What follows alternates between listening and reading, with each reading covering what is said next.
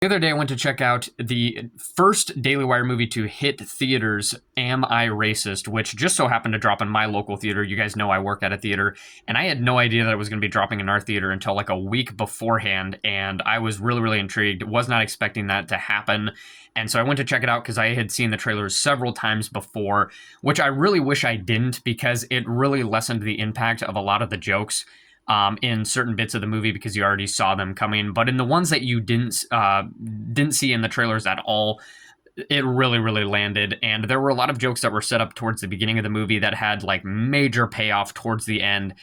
There's just some ridiculous scenarios that play out in this movie, and I think that I prefer it slightly over What is a Woman because it goes for the more comedy side of things than the documentary side, and I just like the approach better because I think it makes for much more funnier moments. So, if you're into if you watch the Daily Wire, I mean, this is definitely it's designed for you. Like many Daily Wire movies, you're gonna get all the in jokes and stuff like that. But if you're not, I think that you ought to check it out. You might surprise yourself by how funny it is. I have seen like prominent YouTube movie reviewers who a select few of them have reviewed this movie, and they aren't in the Daily Wire subgroup at all, but they came out like thinking it was really, really funny, surprised by how funny Matt Walsh is, and so I would definitely go check it out for those reasons.